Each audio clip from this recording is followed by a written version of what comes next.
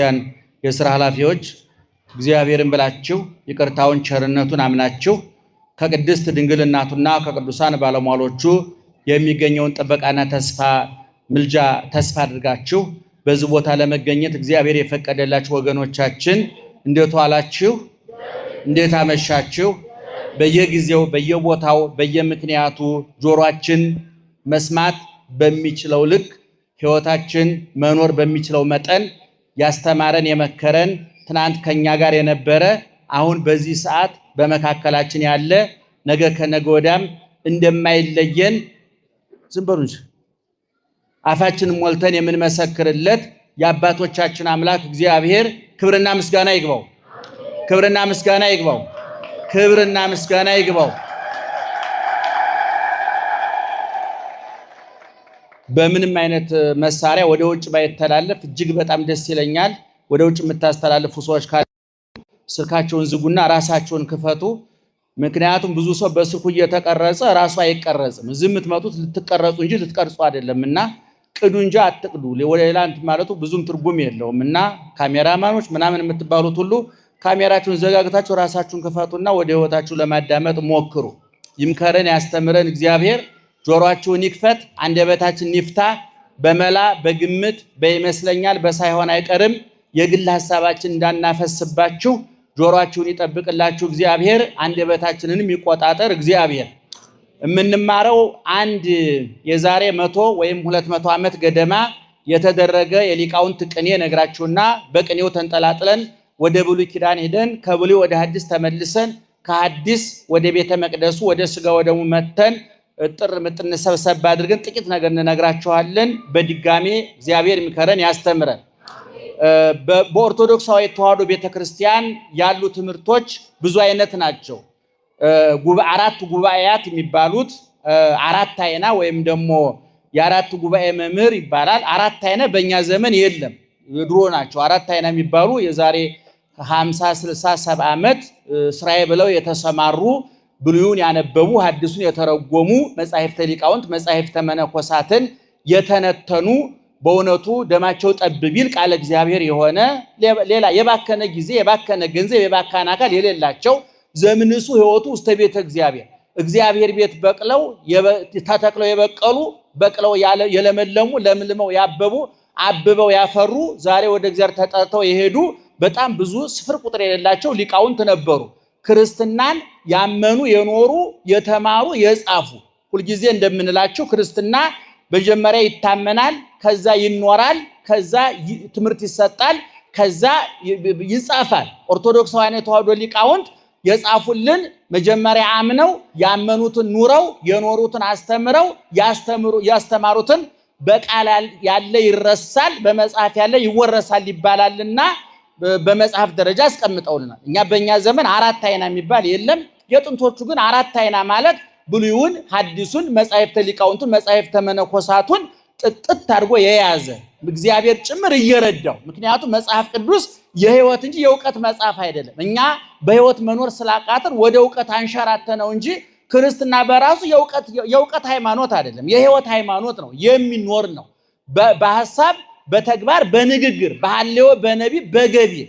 ዛሬ ጽላት ቀርጸን ቤተክርስቲያን አንጸን በገድሉ በድርሳኑ በተአምሩ ስማቸውን የምንጠራላቸው ታሪካቸውን የምንናገርላቸው ሞተው የሚኖሩ መቃብር ሞትን የተቆጣጠሩ ሞት ያልተቆጣጠራቸው በመቃብር ላይ የነገሱ መቃብር አፍኖ ያላስቀራቸው በነፍስ በስጋ የነገሱ ነፍሳቸውን ለስጋቸውን ለነፍሳቸው ያስማረኩ ነፍሳቸውን ለፈጣሪያቸው ያንበረከኩ ሰይጣንን ያሳፈሩ ክርስቶስን ያከበሩ የኖረላቸው የገባቸው ቁስሉ የሚጠዘጥዛቸው የጠጣው ሐሞት ኮምጣጤ የሚያንገሸግሻቸው ጅራፉ የሚሰማቸው የጌታቸው ቁስል የሚጠዘጥዛቸው ዓለምን አራግፈው የተው ዓለምን ከነዝክንትሉ አራግፈው የተው አባቶች መንፈሳውያን አባቶች ነበሩና እነዛ ሰዎች የቤተ ክርስቲያኑን ትምህርት በደንብ ይማሩት ነበር። አራት ጉባኤ የሚባለው ቅድም መጻሕፍት ነክ የሆነው አራት ጉባኤ ይባላል።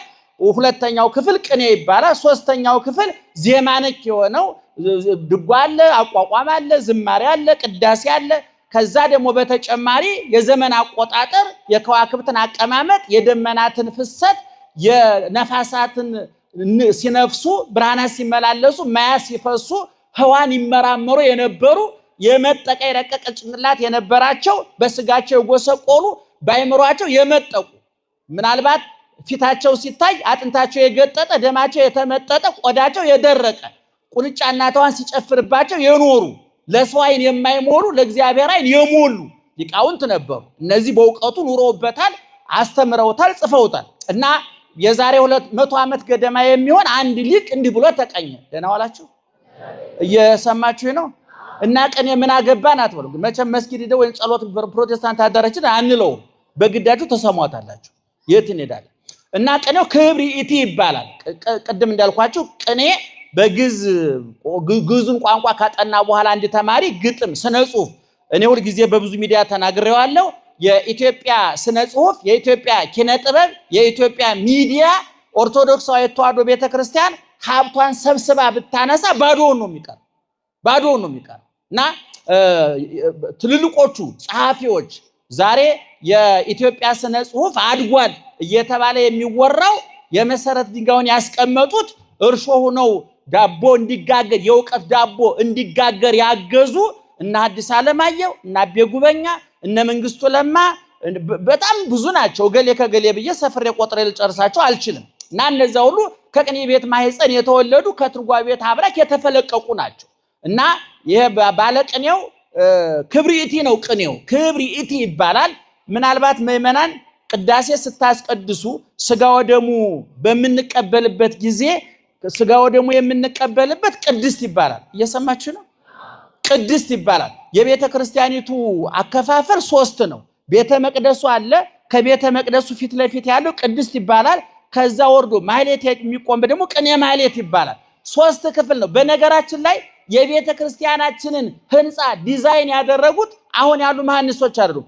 ራሱ እግዚአብሔር በቀጥታ ነው ዲዛይን ያደረገው። ምክንያቱም በኦሪት ዘጸአት ምዕራፍ 32 ላይ ስትመለከቱ እግዚአብሔር ለሙሴ አራዮ ለሙሴ ግብራ ዘደብተራ ዘከመ ይገብራ እንዴት አድርጎ እንደሚሰራት በሰማያዊው ቤተ መቅደስ አምሳል 3 አድርገህ ስራት።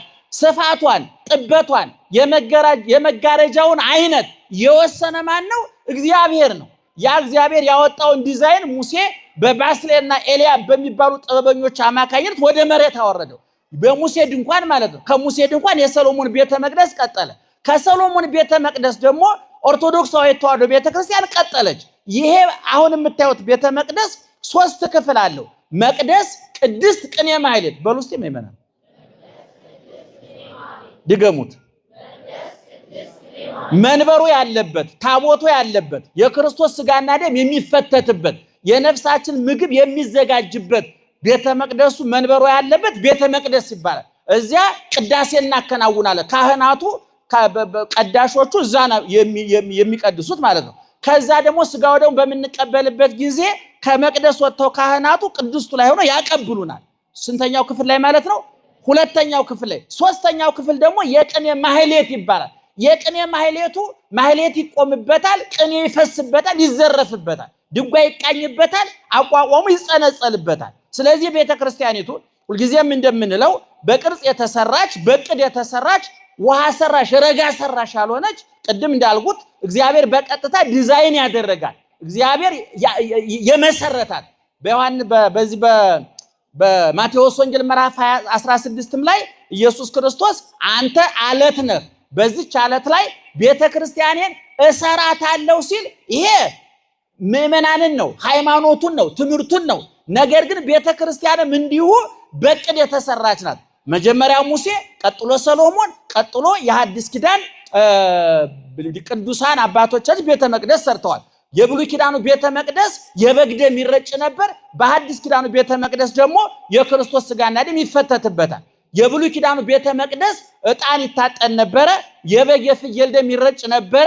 የሐዲስ ኪዳኑ ግን በቀራንዮ የተሰዋው አማናዊው በግ፣ የማያዳግመው በግ፣ ምክንያት ኃጢአት ያልተገኘበት የማያዳግመው የዓለምን ኃጢአት የሚያስወግድ የእግዚአብሔር በግ የተባለ የዛሬ 2000 ዓመት የተበላ ዛሬም እየተበላ ያለ ምናልባት ወደፊት 50 ሺህ ዓመት እንኳን ባይመጣ ክርስቶስ ሲበላ የሚኖር የማይበላሽ የመጠቀሚያ ጊዜው ያላለፈ ትናንት ፈዋሽ የነበረ አሁንም እየፈወሰ ያለ ትናንት ትኩስ አሁንም ትኩስ ነገ ከነገ ወዲያ ለዘላለም ትኩስ የሆነው አማናዊ በግ ፋሲካችን ክርስቶስ የታረደው በቤተ ክርስቲያን ያ ቤተ መቅደስ ይባላል። ቀጥሎ ያለው ቅድስት ይባላል። ቀጥሎ ያለው ቅኔ ማህሌት ይባላል። በቅኔ ማህሌቱ ቅድም እንዳልኳችሁ ስጋ ወደሙ ለወደፊቱ እንዲታጤኑት ነው። ካህናቱ ስጋ ወደሙ እየሰማችሁ ነው። ስጋ ወደሙ ሲያቀብሉ የቱ ነው የሚያቀብሉን? የቱ ነው የሚያቀብሉን? የቱ ነው ቀድሰው? ቤተ መቅደስ ይቀደስ። ስንት ክፍል ነው ቤተ ክርስቲያኑ? አቤት አንደኛ መቅደስ ውስጥ ምን ይደረጋል? አቤት ስጋ ወደሙ ይፈተታል፣ ቅዳሴ ይቀደሳል። ቅድስቱ ላይ ደግሞ ስጋ ወደሙ ስንቀበል የት ነው የምንቀበለው? ቅድስቱ ላይ ሁለተኛው ክፍል ላይ። ሶስተኛው ክፍል ላይ ደግሞ ክብሪቲ ዕጣነ ሞገር የሚባል ቀለም አለ። እንደገና ደግሞ የዕለቱ ዝማሬ አለ። እንደው መቼም ምእመናን ያን ሁሉ ነገር እንዳንነግራችሁ እናንተም ተዝረከረኩ አሰለቹን እንቅልፋችሁ ይመጣል። ያን ሁሉ እንዳንናገር ዝም እንዳንል ደግሞ ጨርሶ መደድ ይሆን ስዶን ሜዳደጎን በጣም እናዝናለን። እና እዛ ስጋ ወደሙ ሲወርድ ካህናቱ ሲያቀብሉን ስጋ ወደሙ ቅኔ ማህሌቱ ላይ ደግሞ ያንን የስጋ ወደሙን የሚመለከት ቀለም ይባላል፣ ይዜማል፣ ቅኔ ይደረጋል። የሚገርማችሁ ምእመናን እዛ ቅኔ ማህሌቱ የሚደረገው ቅኔ እንግዲህ ክርስቶስ ልብ አድርጉ ከሰማይ ወርዷል፣ ከድንግል ተወልዷል፣ በበረት ተጥሏል፣ በጨርቅ ተጠቅሏል፣ በዮሴፍ ቤት ተሰዶ ተመልሶ በዮሴፍ ቤት አድጓል፣ በዮርዳኖስ ተጠምቋል፣ አስተምሯል፣ ጾሟል፣ ጸልዮአል፣ ሰግዷል፣ ተሰቅሏል፣ ተቸንክሯል፣ ሙቷል፣ ተገንዟል፣ ተቀብሯል፣ ተነስቷል፣ አርጓል። ባጭሩ የክርስቶስ ሕይወት ታሪክ ይሄ ነው። ሌላ ተጨማሪ ነገር ማብራሪያ ቢኖረው በቅኔ ማህሌቱ ውስጥ ግን ለዚያ ለስጋ ወደሙ የምንቀኘው ቅኔ የምናዜመው ዝማሬ እንግዲህ ቅድም ኃይለ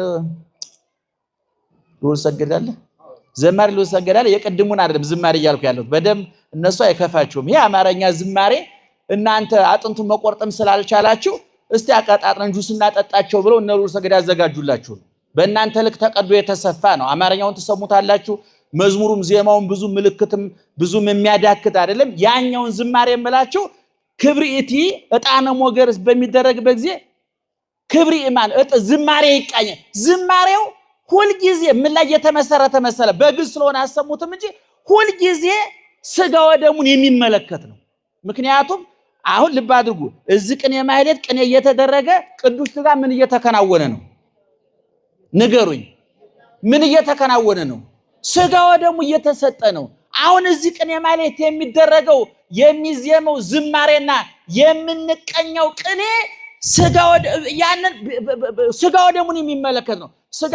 ስጋዬን የበላ ደሜን የጠጣ የዘላለም ሕይወት አለው ያለው ማን ነው? ኢየሱስ ክርስቶስ። ይህን ስጋውን ቆርሶ የሰጠን ደሙን አፍሶ የሰጠን የት ነው? ቀራንዮ። ልክ በዛን ሰዓት ቅድስት ላይ ስጋ ወደሙ ሲሰጥ መዘምራኑ ልክ ቀራንዮ እንደተሰቀለ ችንካሩ፣ ቁስሉ፣ ጅራፉ፣ ሐሞቱ፣ ኮምጣጤው፣ በጥፊ የተመታው፣ በጅራፍ የተገረፈው መከራው ሁሉ እንዲታየን የሚያደርግ ነው ዝማሬው። የሚገርማችሁ ነው ክብሪቲውም ያንን የተመለከተ ነው የሚሆነው። እና የዛሬ ቅድም እንደነገው ከብዙ ዓመታት በፊት ጻድቁ ሊቅ ልባሙ ሊቅ እምነትም ዕውቀትም ምግባርም የነበረው መቼም በቤተ ክርስቲያን ሊቅ የሚባለው ሶስት ነገር ሲያሟላ ነው። አንደኛ እምነት ሲኖረው፣ ሁለተኛ ዕውቀት ሲኖረው፣ ሶስተኛ ምግባር ሲኖረው ነው። እነ ሶስቱ ሲጋቡ ነው ሊቅ የሚባለው እንጂ ይሄ ልቅ ይባላል። ምክንያቱም ዕውቀት ሃይማኖት ከሌለው የተጠራቀመ ወሬ ይባላል። ደህና ዋላችሁ? እየሰማችሁ ነው? ዕውቀት የተለየው ሊቅ ዕውቀቱ የተጠራቀመ ወሬ ነው። ዕውቀት ማንቸም ዜና ትሰማላችሁ አይደለም? ዜና ሲቆመጥጥ ምን ይሆናል? ታሪክ ይባላል። አሁን ለምሳሌ የኢራቅና ኢራን ጦርነት ይዝላችኋል። የዛሬ 30 ምናምን ዓመት ያን ጊዜ ዜና ነበር። ዛሬ ግን 30 ዓመት ስለቆመጠጠ ታሪክ ተብሎ ሰዎች ፒኤችዲ ይሰሩበታል። በቃ ዜና ሲቆመጥጥ ታሪክ ይሆናል። ዕውቀት እምነት ሲለየው የተጠራቀመ ወሬ ይሆናል። የኛ ሊቃውንት ግን አማኞች፣ አዋቂዎች፣ ኗሪዎች ናቸው። ያመኑትን ያውቁታል፣ ያወቁትን ይኖሩታል። እና ሊቁ ምን ብሎ ተቀኘ? ክብሪቴ ነው ብያችኋለሁ። አይዟችሁ ወደ አማርኛ ተረጉመዋለሁኝ። ለሚሰሙኝ በግዕዝ ልበለውና ወደ አማርኛ ልመልሰው። ደህና መሻችሁ? በደንብ እየሰማችሁ ነው? እስኪ አጨብጭቡ አንድ ጊዜ። ድገሙት። በጣም ጥሩ። አንዳንድ ሰዎች አታስጨብጭቡ ይላሉ። እንግዲህ በየጭፈራ ቤት ከማጨብጨብ ዝም ማጨብጨብ ይሻላልና አንድ ትሉ ነው። እዚህ ውስጥ ደግሞ አንዳንዱ ጆሮ ጥሪ የማይቀበል ጆሮ አለ፣ ኔትወርኩ የተቋረጠበት። እዚህ ቁጭ ብሎ ቡና የሚያፈላ ወይም ደግሞ ሊማር መቶ ሱቅ ዕቃ የሚደረድር አለ። ያ ዕቃ ነገ ይሸጥ ይሆን? እኛ እዚህ ቃለ እግዚአብሔር ለመደርደር ስንታገል ሱቅ ሄዷል። ይገርማቸዋል። እና እያጨበጨብ ካልቀሰቀስነው ቤት ሁሉ ቡና ልታፈላ ሴትዮዋ ወይንም ቢሮ ሄዶ ፋይል ሊያገላብጥ ይችላል። እና አትሂዱ እያልናችሁ ነው። እና ክብሪቴ ነውና ልበለው አማርኛ ግዕዙን ልበለውና ወደ አማርኛ እተረጉመዋለሁኝ። መድኃኔ ዓለም ሥጋከ ለኃጥአን እክለ ሰማርያ ኮነነ እስመ ንርእዮ በዓይን ወይንጥዕሞ ኩልነ ባህቱ ንሴሰ የተውላጠ ሥጋከ ደነ ህጠተ መና ሥጋከ እስመ ዓርበ ውስተ ፊንቆን ዕዳነ ነው የሚለው። ክብሪቴ ነው፣ 4 ቤት ነው። ስለ ክብሪቱ ዝርዝር ጉዳይ ለመስጠት የእናንተ ጊዜ ማባከን አንደበትን ማላሸት ነው። ባጭሩ ቅኔው ምንድነው የሚለው? መድኃኔ ዓለም ሆይ ነው የሚለው። ማን ሆይ? መድኃኔ ዓለም ሆይ ሥጋህና ደምህ በሉ። መድኃኔ ዓለም ሆይ ሥጋህና ደምህ የሰማርያ እህል ሆነብን። ልብ አድሩ። ማን ሆይ? ምንህ ምን ሆነብን? በደንብ ያዙ። ይሄን ብሉይ ኪዳን ታሪኩን አምጥቼ ጥራ አድርጌ ስነግራችሁ ይገባችኋል። ማን ሆይ ሥጋህ ደምህ ምን ሆነብን? የማን እህል ሆነብን? የሰማርያ እህል ሆነብን። እስመ ንርእዮ በዓይን ወኢንሴሰዮ በዓይን እናየዋለን እንጂ አንቀምሰውምና። በደንብ ያዙ ይሄን ታሪክ። ባጭሩ ወደፊት ያለውን አልተረጉሞም። ይቺ ትበቃቸዋለን። እስኪ ማን ሆይ? አረ ማን ሆይ ምንህ ምን ሆነብን? የምን እህል? ሰማርያ በሉ። የሰማርያ እህል ሆነብን። ምንህ? ማን ምን ሆነብን? የሰማርያ እህል ሆነብን። ለምን? እስመ ንርእዮ በዓይን ወይንጥዕሞ ኩልነ በዓይን እናየዋለን እንጂ ሁላችን አልቀመስነውምና ነው የሚለው ባለቅኔው። ያው በእውነት ይሄን ነፍስ ይማር አይባልም። ጸድቁ አሁን ገነተኛ ነኝ በረከቱ ክስክስ ሲሞት ነው ነፍስ ይማር ይባለው። እዚህ ገንዘቡን ጊዜውን አካሉን ያባከነ ሲሞት ነፍስ ይማር ይባላል። እንዲህ አይነቱ ሊቅ ሲሞት አረፈ ነው ሲጀመር አረፈ ነው የሚባለው አይደለም። ስለዚህ በረከቱ ይደርብን።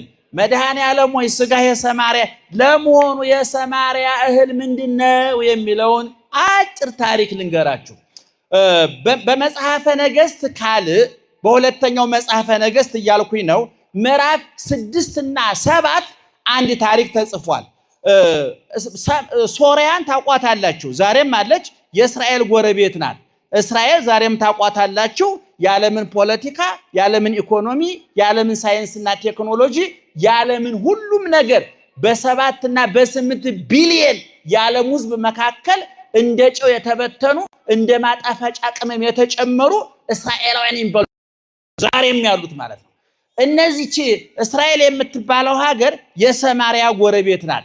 ሰማርያና እስራኤል ተጣሉ አንድ ጊዜ። ማንና ማን? ሶርያ፣ ሰማርያ አይደለም ይቅርታ። ሶርያና እስራኤል። ማንና ማን? ሶርያና እስራኤል።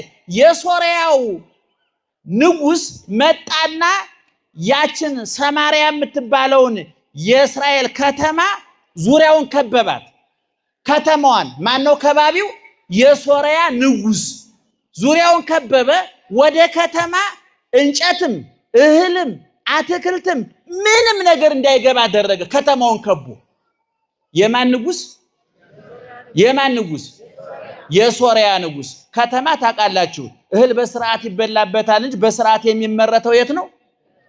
እህል የሚያመርተው ገበሬ ነው። አጣርቶ የሚበላው ግን ማን ነው? አቤት ከተሜ ነው። አትክልቱን ገበሬ ያመርተዋል። ጁስን የሚጠጣው ማን ነው? ላሞቹን ገበሬ ያረባቸዋል። ቅቤውን በትክክል የሚጠቀምበት ማን ነው?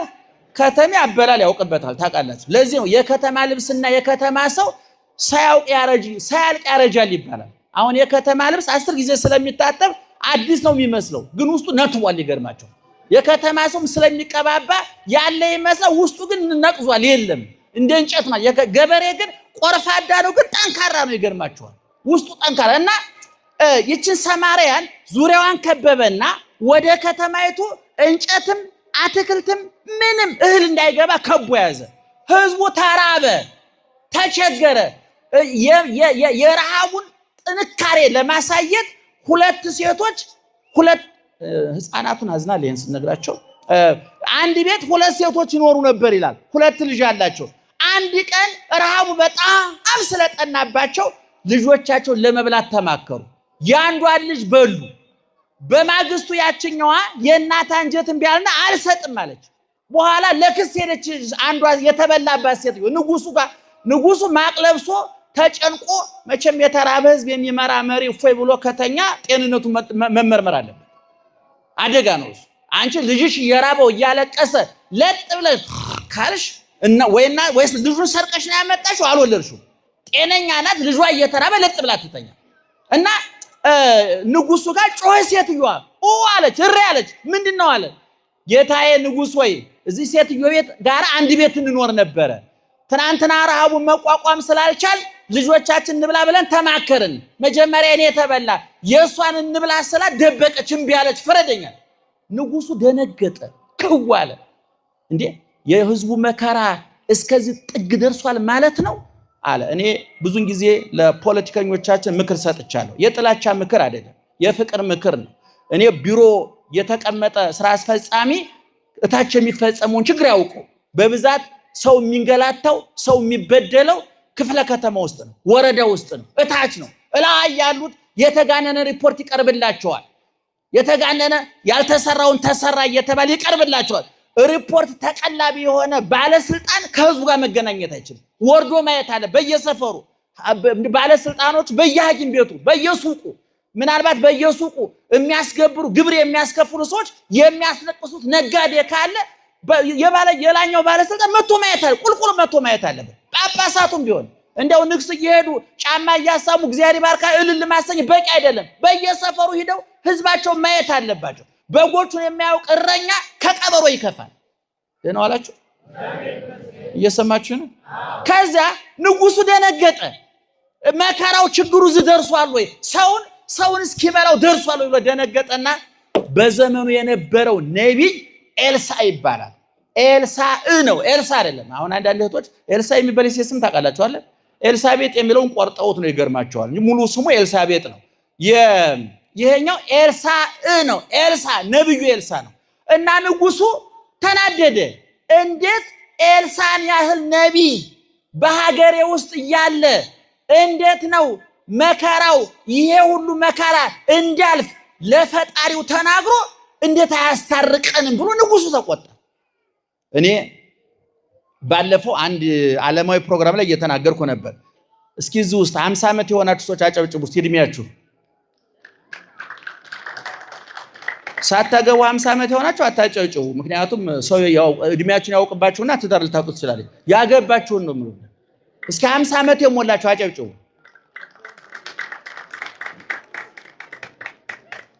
እነማሙሽ ነው እንደምናስተምረው የህፃናት መዋለ ህፃናት አውቄያለሁ። እውነት ኧረ እኔ ብልጥ ነኝ ጌታዬ። ይሄን አንቄ ያስኩት ልጅ ነው። በወርቅ እኮ ከንፈር ትመጣላችሁ እንጂ ስብራቴን አጠግኑ። እኔ ስራዬን አለቅም። ይሄን ደህና ዋላችሁ። እስኪ የዛሬ 30 ዓመት እኔ አንድ ጥናት የመካፈል ገጥሞኝ ነበረ። የዛሬ 30 እና 40 ዓመት በአመት 69 50 አካባቢ በየአመቱ ዘፈን ሲዲ ይወጣ ነበረ። መዝሙር 1 ወይም 2 ወይም ከናካቴም ላይወጣ ይችል ነበር። ባለፉት 10 ዓመታት ግን በየአመቱ በፕሮቴስታንቱም በእኛም በሁሉም ተብሎ ለምሳሌ 10 ዘፈን ወጥቶ ከሆነ 50 መዝሙር ነው ገበያው ላይ የሚወጣው። እኔ ግን የኔ ጥያቄ ምንድነው? በዘፈንበት ጊዜ ሰላም ኑሮ ስንዘምር ለምን መከራ? ይሄን ጠይቃችሁ ታውቃላችሁ? አሁን እንደዚህ ዘመን የዛሬ 30 40 ዓመት እንደዛ አውደ ምሕረት ላይ ተሰብስበን ስብከት እናውቃለን? አናውቅም። ዛሬ ብታዩ እኛም ሽንጣችንን ገትረን እንሰብካለን። የዘማሪው ብዛት፣ የሰባኪው ብዛት የዛሬ 50 60 ዓመት የነበሩ ጳጳሳት 30 ይሞሉ ነበር። ዛሬ ወደ 70 80 ይሆናሉ። መፍትሄ ማምጣት አልተቻለም። እንደው በሽተኛ ዶክተር ሲበዛ በሽተኛ ይሞታል ይባል። አሁን ነው የገባኝ እውነቱን ለመናገር። አያችሁ ለምንድን ነው እየዘፈን ያልገጠመን መከራ ለምን እየዘመርን ገጠመን ስንል መዝሙራችን በመዝሙር የታሸገ ዘፈን ስለሆነ፣ ስብከታችን በስብከት የታሸገ ዓለማዊ ሐሳብ ስላለበት ውጤት ያላመጣው። ዛሬ ብዙ ካህናት አሉ፣ ጦርነቱን ማቆም አልቻለም፣ መሰማት አልቻለም። ብዙ ፓስተሮች ፓስተር እንደ በቅሎ የሚያድርበት ሀገር እንደ በቅሎ ድንገት በቅሎ ጧት ስታገኙት ፓስተር እንትና ሊል ይችላችኋል፣ ዘማሪ እንትና ሊላችሁ ይችላል። ኢየሱስ ኢየሱስ ኢየሱስ ይባላል። ጠብ ያለ ነገር የለም። እኛም እዚህ ማርያም ማርያም ጠብ ያለ ነገር ውሸቱን ለመናገር አፋችን እንደው ይጣፍጠናል እንጂ ለውጥ ማምጣት አልቻልንም። እንባውን ማቆም አልቻልንም። እሳቱን ማቆም አልቻልንም። መከራውን ማቆም አልቻልንም። ስቃዩን ማቆም አልቻልንም። ምክንያቱም እውነት እየዘመርን ነው ወይ? እየቀደስን ነው ወይ? እየሰበክን ነው ወይ? በዚህ በትንቢተ ኤርምያስ ምዕራፍ 7 ላይ መቅደስ መቅደስ መቅደስ ትላላችሁ ባዶን ይቀርላችኋል። ስለዚህ እነዚህ ንጉሱ ምንድነው ያለው? ኤልሳዕን ያህል ነብይ እያለ እንዴት ይሄ ሁሉ መከራ ይገጥመናል? ትልቅ ነብይ ነው፣ እንዴት ለእግዚአብሔር ነግሮ አያስታርቀንም? የኔ ወንድም ነብዩ ጸልዮ የሚያስታርቅህ አንተ ቸግሮኛ ብለህ ስትመጣ ነው። አማላጅ ማለት ዝም ብሎ ከሜዳ የሚያነሳ ማለት ድጎማ ነው። አንተ ለምሳሌ የሚዋኝ ሰው እየሰጠመ እጅህን ስጠኝ ስትለው ካልሰጠ ሰጥሞ ይሞታል። እንዲያወጣ ከፈል እጅህን መስጠት አለብህ። እግዚአብሔር እንዲረዳል ጸሎቱ እንዲሰማ። እንዴ እኛ አሁን እውነቱን ለመናገር እዚህ ሀገር ላይ የሚሰራው ክፋት፣ ተንኮል፣ ወንጀል ጸሎቱ ከደመና በታች እንዲቀር አላደረገውም እንዴ? በየትዳሩ፣ በየንግዱ፣ በየፖለቲካ እናንተ ቢሮ ያሉትን ባለስልጣኖች እንድንወቅስ ነው የምትፈልጉት? አረ ትዳር ላይ አንተ ጤነኛ ነህ እንዴ? ንግድ ላይ አንተ ጤነኛ ነህ እንዴ? ለጎረቤት አንተ ጤነኛ ነህ እንዴ? እንዴት አድርጎ ነው ሰላም? አሁን ቅድም ወንድም መምህር ዘማር ልውል ሰገድ እየዘመረላችሁ ነበር። እንደው እስከ መቼ ነው እንባችን የሚደርቅ? መቼም አይደርቅም። አይገርምም? አይደርቅም። የኔ ወንድም መሐረቡ እግዚአብሔር እጅ ነው ያለው። እግዚአብሔር መሐረቡ እንዲጥልልህ መሐረቡን ንጹህ ልብ፣ ቅልብ ከቂም፣ ከበቀል፣ ከጥላቻ፣ ከክፋት ነፃ መውጣት ያስፈልጋል። ጸሎት የሚያደርገው ያን ጊዜ ነው እንጂ እኛ ስለጮህ ስለተንጫጫን ይህ ነባይነ ከመዘ ነብዩ እንዳለ ጮህን ሰሚ የለም ማለት። እንደው በዚህ በትንቢተ ኢሳይያስ ምዕራፍ 59 ቁጥር 1 ላይ ምንድነው የሚለው? እጄ ከማዳን አላጠረችም፣ ጆሮዬ ከመስማት አልደነቆረም ማለት። ነገር ግን አኮኑ ይቀው በእኔና በእናንተ መካከል ኃጢአታቸው ግድግዳ ሆኖ ቆሟል እንጂ እኔ ጆሮዬ ዛሬም ክፍት ነው፣ እጄ ዛሬም እንደተዘረጋ፣ አይኔ ዛሬም እንደተከፈተ ነው። አብርሃም ቤት የገባው እግዚአብሔር ዛሬም አንተ በር ቆሟል፣ ትከፍትለታለህ። ከበር ቆሜ አንኳኳለሁ እያለ ነው። ክፈቱልኝ ይገባለሁ አለ። የብረት በር አላለም፣ የኤሌክትሪክ በር አላለም። ጭራሮም ይሁን አራ አስፋልት ላይ ተኛ ይመጣል፣ ችግር የለበትም እሱ። ካንተ ቁሳቁስና ካንተ ቆርቆሮ ካንተ የድንጋይ ቁልል ቤት ጉዳይ የለውም እግዚአብሔር። ቤት ማለት እኮ ቅርጽ የያዘ ድንጋይ ነው። ቆርቆሮ መኪና ማለት ቅርጽ የያዘ ቆርቆሮ ማለት ነው። ካንተ ቆርቆሮ ነው ጉዳይ የለውም የኔ ጌታ። አስፋልትም ላይ ተኛ፣ ባጃጅም ነዳ፣ ቦይንግ እሱ ያንተ ጉዳይ ነው። ተላላኪም ምን አስመጭና ለክ እሱ ያንተ ጉዳይ ነው። እግዚአብሔር ጉዳዩ አይደለም። ምን ይመጣል እግዚአብሔር እንዲመጣ ግን የተከፈተ በር ይፈልጋል። እና ነብዩ ንጉሱ ምን አለ? ኤልሳዕ በአገሬ ኤልሳዕን ያህል ነብይ እያለ እንዳለ መከራ ከገጠመን አውቆ ክፋቱ ነው ያላማለደን ያልጸለየልና ሄዳችሁ አንገቱን ቆርጣችሁ አምጡልኝ ብሎ መልእክተኛ አይልክም። ማን ነው የሚልከው? ንጉሱ። ወደ ማን? አረ ወደ ማን? ወደ ማን? እንደዛ ብሎ ነበር መላክ የነበረበት ንጉሱ። ምን ነበር ማለት የነበረበት? እስኪ አንተ ነገርኛ። አንተ ማን ነው ስምህ? አንተ ስምን አትናገርም? ስም የለህም? እሺ ነበር ማለት የነበረበት አይደለም እና አንገቱን ቆርጣችሁ አምጡልኝ አለ። ኤልሳ ደግሞ ነብይ ነው የበቃ ነውና ንጉሱ ምን አይነት መመሪያ እንደሰጠ ገብቶታል። በኋላ የንጉሱ ቢትወደድ ነው የሄደው። የንጉሱን ቢትወደድ እንዲህ አለው፣ ነገ ይህን ጊዜ በዚህ ከተማ ላይ 1 ኩንታል ስንዴ በ1 ብር፣ 2 ኩንታል ገብስ በ1 ብር ይሸጣል። ከተማው ጠግቦ እህል ተትረፍርፎ ከተማው ጥጋብ በጥጋብ ይሆናል ብሎ ተናገረ። ማን ቢትወደዱ ነብዩ ነው። ለማን ነው ያለው? ለንጉሱ መልእክተኛ። በደንብ ስሙኝ። ለንጉሱ መልእክተኛ ከተማው ምን ሆኗል ብያቸዋለሁ። ምን ሆኗል?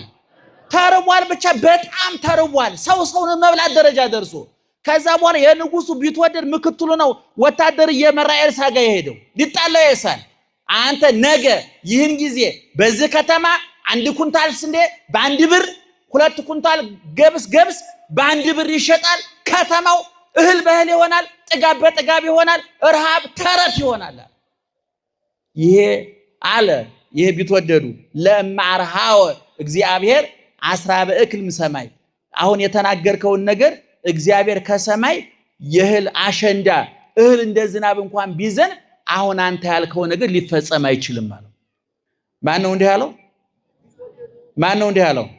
ቢትወደዱ የማን መልእክተኛ ነው? ይህን ቃል እየተናገረ ያለው ማን ነው? አቤት ነብዩ ነው።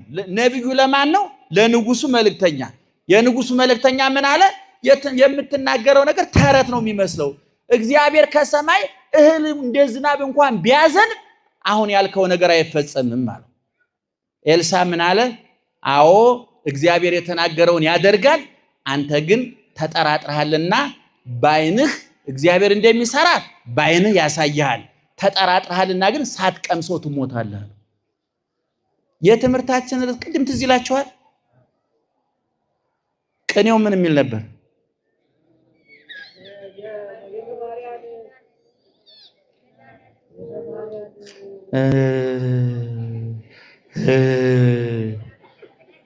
የመጀመሪያው መድኃኔ ዓለም ሆይ ምን ሆነብን? የሰማርያ እህል ሆነብን። ኤልሳ ቢትወደዱን ምን አለው? አትበላውም። ቢትወደዱ ምን ስላለው ነው ይሄን ያለው? አሁን ያልከው ነገር በፍጹም ሊደረግ አይችልም። የእህል ዝናብ እንኳን ከሰማይ ቢዘንብ አይሆንም። ነብዩ ደግሞ ስለተጠራጠርክ እግዚአብሔር እንደሚያደርግ በዓይንህ ታያለህ።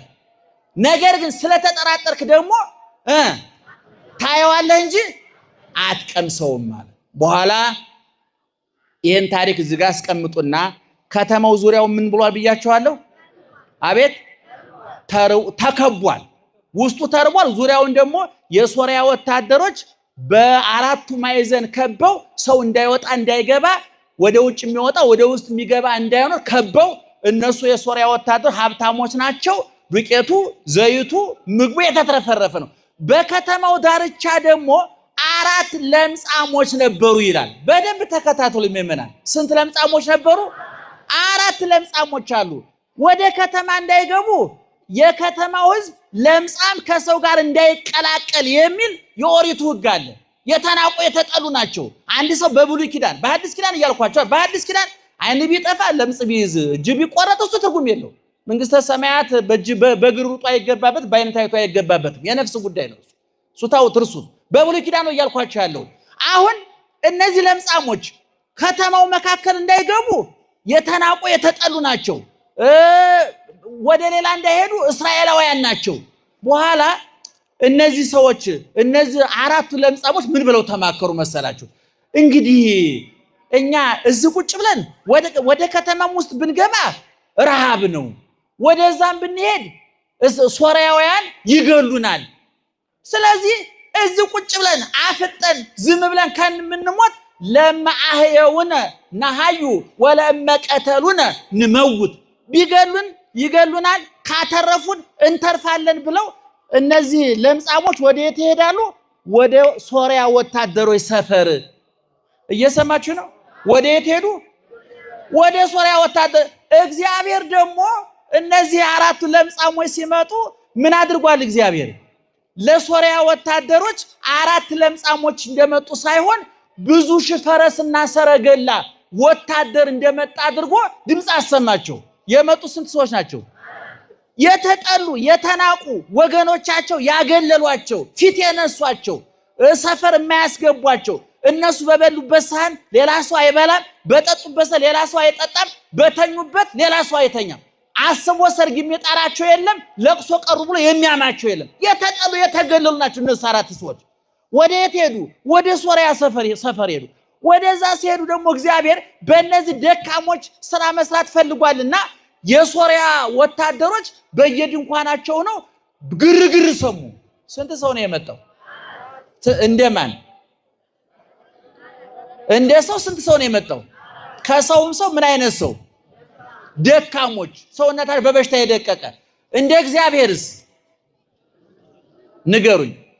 ብዙ ወታደር ነው። በኋላ የሶርያ ወታደሮች በቃ እስራኤላውያን ተጠናክረው ሊያጠቁን መጥተዋል፣ ከሌላ ሀገር ወታደርና መሳሪያ ገዝተው ተጠናክረው መጥተውብናል ብሎ የሶርያ ወታደር ዱቄቱን፣ ዘይቱን፣ ልብሱን በየድንኳኑ ምግቡ እንደሞላ የሶርያ ወታደር እልም ብሎ ጠፋ። ከዛ እነዚህ አራቱ ለምጻሞች ሲሄዱ ድንኳን ምግብ ሞልቷል፣ ዘይቱ ዱቄቱ ሞልቷል፣ የሚበላ ሞልቷል፣ የሚጠጣ ወይኑ ሞልቷል። ሲገቡ አላመኑም። እንዴ ምን ጉድ ነው ብለው ቁጭ አሉና እስኪ ጠግቡ በሉ፣ እስኪ ጠግቡ ተደሰቱ፣ እግዚአብሔርን አመሰገኑ። እንዴት ትልልቅ ሰዎች መሰሏቸው። ከዛ ቁጭ ብለው ምን እንዳሉ ታውቃላችሁ? ይህንን በረከት እንዴት እኛ ብቻ በልተነው እንቀራለን? እኛ እግዚአብሔር ቀንቶን ሆዳችን ሞላ ጠገብን፣ ይህንን በረከት ለወገኖቻችን ሄደን መናገር አለብን ብለው ተመልሰው ወዴት ሄዳሉ? ወዴት ከተማ? ወደ እስራኤል ከተማ መጡ። ለመሆኑ የከተማው ሰው እነዚህን ሰዎች ይወዳቸዋል? ያከብራቸዋል? ቦታ ይሰጣቸዋል? አይሰጣቸውም። እግዚአብሔር ግን በተናቀ በተረሳ በተዘነጋ ነገር ትልቅ ነገር መስራት ይችላል።